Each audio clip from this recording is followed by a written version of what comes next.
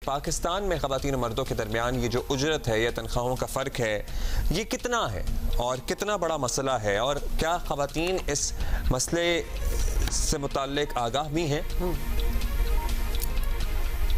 ये बहुत बड़ा मसला है और बहुत अच्छी बात ये है कि जियो टीवी ने जो है वो इस इम्पोर्टेंट इशू को जो है आज उठाया है। ये जिस तेजी से खवातीन की एम्प्लॉयमेंट बढ़ती जा रही है, हालांकि हमारे लॉ के साथ मतलब हमारा जो स्टेटिस्टिक्स बताता है कि वो 20 या 24% हमारे बता रहा होता है, लेकिन वेज गैप के अगर हवाले से देखें तो अभी भी जो है वो 34 to 40% जो है वो मर्दों से सेम काम के औरतों को कम रेट मिल रहे होते हैं। और ये सिर्फ ऐसा नहीं है कि किसी एक जगह पे, ये हर जगह पे, चाहे आप फैक्ट्रीज में देख लें, चाहे आप फिर जो है वो डोमेस्टिक वर्कर्स में देख लें, होम बेस्ड वर्कर्स का तो बिल्कुल हाल बुरा है। जितने भी प्रोफेशन सिखाएं आप, तो ये फर्क आपको हर जगह नजर आएगा। अच्छा ज़ारा साहब, बज़ाहिर तो कवानीन मौजूद हैं और ऐसी कोई बंदिश नहीं है कि ख़वातीन और मर्दों के मुआवज़ों में फ़र्क हो, लेकिन ये फिर भी है। तो क्या कवानीन पर अमल दरामद का मसला है जो हमारे यहाँ होता ही है, या फिर माशरती रवैयों का इशू ज़्यादा है और वो भी है हमारे पास? तो ये दोनों है, ये लॉज की इम्प्लीमेंटेशन भी नहीं है और सोसाइटी के अंदर जो माइंडसेट है औरतों के हवाले से, स्पेशली माइनॉरिटीज के हवाले से, बच्चों के हवाले से, वो भी बहुत डोमिनेट करता है हमारे यहाँ पे। वही माइंडसेट से लेकर फिर इम्प्लीमेंट ना होना तक जो है, ये दोनों मैं समझती हूँ कि दोनों ही की लेकिन है हमारे यहाँ पे।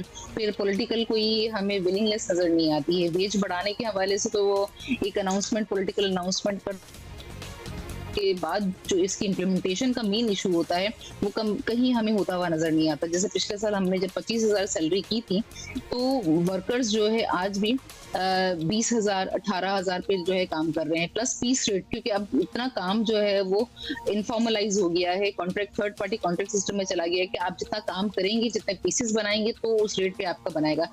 मिसाल के तौर पे एक बड़ी इंडस्ट्री जो बड़ी ब्रांड के लिए काम करता है, तो पर हेल्पर को जो है वो 18 रुपए पर पीस के मिलते हैं, समझ लें आप, या सॉरी पर पीस नहीं, पर डजन, और डजन के अंदर जो है वो 12 पीसेस होती हैं। तो आप खुद मल्टीप्लाई कर लें कि अगर एक दिन में 400 पीसेस भी बनाते हैं और मल्टीप्लाई बाय आप 6 भी कर ले, तो वो तो 25,000 बनती ही नहीं है। तो ये इशू बहुत ज्यादा आ गया है और ये पूरी इंडस्ट्री के अंदर प्रिवेल कर रहा है कि थर्ड पार्टी कॉन्ट्रैक्ट सिस्टम, जिसके अंदर आप जितना काम करेंगे तो आपको पैसे मिलेंगे, चाहे वो आप 12 घंटे करें। तो जो टाइम का जो आपको फॉलो करना है रूल, वो भी जो है कहीं नजर नहीं आता है। और ओवर टाइम का तो फिर मतलब वो तो बिल्कुल दूर की बात है कि जहाँ पे वर्कर्स ओवर टाइम तो उनसे लिया जाता है काम की जगहों पे, लेकिन ओवर टाइम की डबल पे जो होती है वो नहीं ली जाती है। इवन छुट्टियां जो होती हैं, जो गेजेटेड छुट्टियां होती हैं, ईद के दिन है या 14 अगस्त है, या फिर जो गेजेटेड हॉलीडेज भी होती हैं, चाहे आशुरा है, या इस तरह की जो छुट्टियां भी आती हैं, उसमें ये है क्लियरली लॉ में लिखा हुआ है कि आप जो है वो ट्रिपल जो है वो उनको पे करेंगे, लेकिन वो भी हमें कहीं इंप्लीमेंट होता हुआ नजर नहीं आता है। तो बहुत ज्यादा लेकिन जो है वो पॉलिटिकल विल की भी है कि जहां पर हमें चीजें जो है वो बहुत ज्यादा खराब नजर आती हैं। यानी अगर पब्लिक हॉलीडेज पे अगर आप काम करें तो 3 गुना आपको ज्यादा पे मिलनी चाहिए। अब हल क्या है ज़ारा साहब, ये बताएं ना, हुकूमत इस सिलसिले में क्या कर सकती है? आप लोग कितने अरसे से कोशिश कर रहे हैं, कितनी कामयाबी हासिल की है? What's the way forward? पहले तो ये है कि जो माइंडसेट है कि जो काम करने वाले हैं वो गुलाम हैं, इस माइंडसेट को मेरे ख्याल से दूर करने की जरूरत है। जो कैपिटलिस्ट सिस्टम के अंदर जो इनबिल्ट खराबी है कि वो सब कुछ तो ले ले सरप्लस वैल्यू के लिए, लेकिन जो उसका ड्यू शेयर है वो वर्कर तक ना पहुंचे, तो इसको चेंज करने की जरूरत है। और कैसे चेंज किया जाएगा? वो एजुकेशन है, हमारा करिकुलम है, स्टेट का नैरेटिव है, ये सब चेंज होगा तो इसके नतीजे में जो है वो, लेकिन इसके लिए स्ट्रगल्स भी हो रही हैं। ऐसा नहीं है कि लोग जो है स्ट्रगल नहीं कर रहे, वर्कर स्ट्रगल नहीं कर रहे।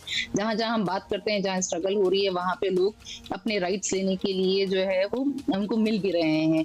इसी तरीके से लॉस की, मैं दूसरी बात जो इम्पोर्टेंट है वो लॉस की इम्प्लीमेंटेशन है। लॉस के अंदर सारी बातें लिखी हुई हैं कि मर्द और औरत की वेजेस में कोई तफरीक नहीं होगी, लेकिन उसको इम्प्लीमेंट करने की बात है। तो इसको इम्प्लीमेंट जितनी तेजी से, जितनी मजबूती से किया जाएगा, इसके लिए फिर पूरा स्ट्रक्चर आपको इस तरह की जरूरत होगी कि जो पॉलिटिकल इन्फ्लुएंस में ना आ जाए, जो डिसीजंस ले सके, जिसको ये बात का खौफ ना हो कि उसके डिसीजन से जो है वो खतरा लाहक हो जाएगा। इंसाफ का जो सिस्टम है उसको ठीक होने की जरूरत है। तो मैं समझती हूँ कि चीजें बेहतर होने की तरफ जा सकती है, लेकिन इसमें सबसे बड़ा रोल जो प्ले कर सकता है वो वर्कर ही प्ले कर सकता है कि वो जितना शऊर याफ्ता होगा अपने हकूक के बारे में, अपने राइट्स के बारे में, वो उतनी ही जल्दी अपने राइट्स को ले पाएगा। तो इसलिए कॉमन स्ट्रगल की हमें जरूरत है।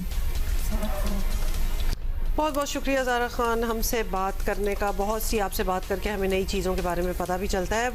It comes down to the will basically, कि अगर आप करना चाहें तो किया जा सकता है कि इक्वल पे हो। बहुत से इदारे हैं, बहुत से इंडस्ट्रीज़ हैं दुनिया में जिन्होंने इसको हासिल कर भी लिया है, अचीव भी कर लिया है।